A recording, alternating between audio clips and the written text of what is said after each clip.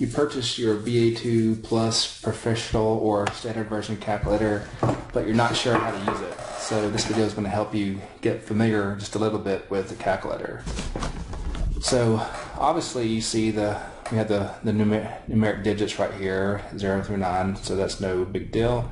Then you see your arithmetic operators right here and your equal sign there. And so this part of the calculator all through right here is what you've seen before.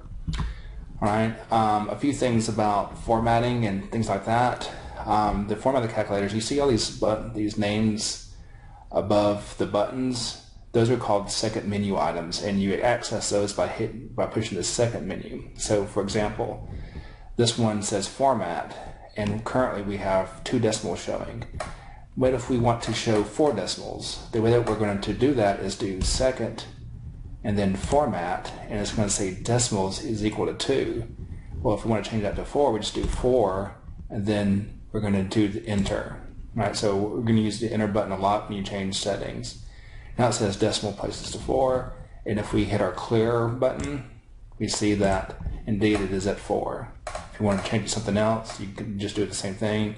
You go to second format and you can set it for maybe 6, and then enter, and now you have 6. But most of the time 4 decimal places would probably be a good setting. So I'm going to set it back to that. Second format 4, enter, and clear. Okay. So that kind of tells you how you would change that, as well as kind of tells you how to use these what these names mean above your buttons. Okay.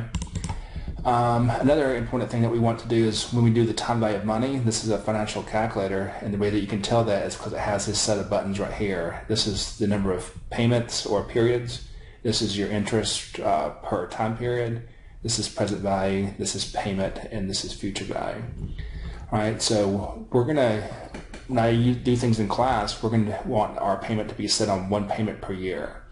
That will become important when we'll get to that part in class, but for right now, it's probably set right now. If you go to second and just do this, but right here, so as soon as we do a second menu, it's not interest per year, but it's the payments per year. And so it's set on 12 payments a year. So basically it's going to divide it by 12. So we only want 1 payment per year. So we're going to, instead of 12, we can put 1 and then enter. All right. And so when we go do second payment per, and you know the second command menu is in operation when you see the second up here. So we do second payment per year. You see that it is indeed at 1, which is exactly what we want. Okay.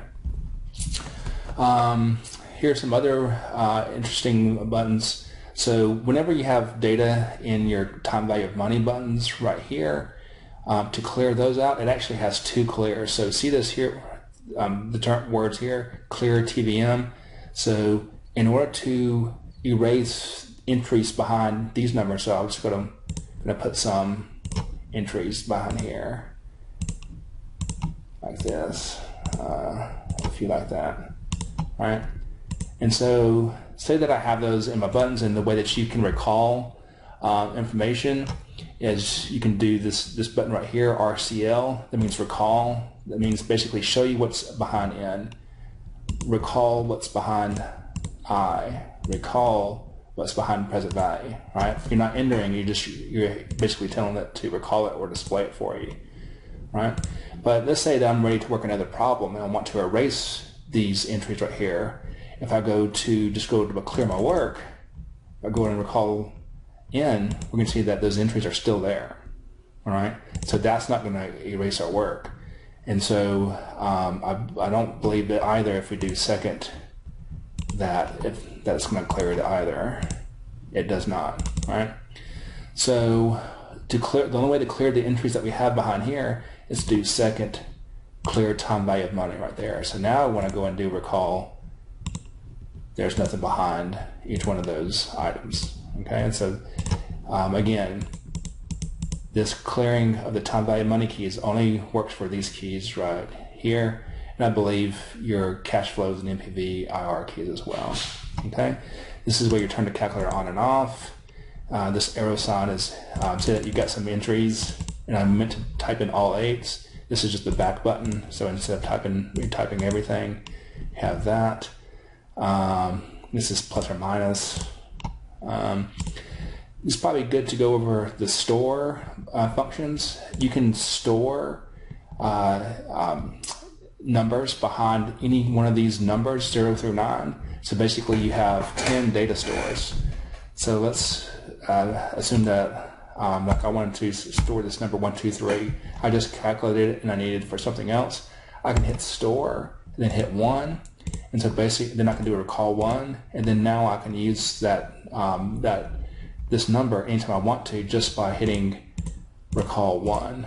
All right, so if I wanted to add 1 to that, I can just say 1 plus recall 1 and it's 124. So anytime you have a number on your screen, you can do something with it. So when you recall it, you can do something with that. You can say multiply it times 2. Okay, and clear it off. So let's say I recall 1 and then multiply it times 10. I get this number, and just assume that this number is important and I want to use it for something else. I can store it in 2, or I can store it in 3, or I can even store it all the way up to 9. And anytime I need that number, I just hit recall 2, or recall 3, or recall 9. And I can also recall 1 again. So this is a really quick introduction to your calculator. It's going to be very, very helpful to you. Some of these other functions we'll be using a lot is this cash flow, NPV, and IRR. So we'll be talking about those very shortly in the class. This is just to help you navigate those menus.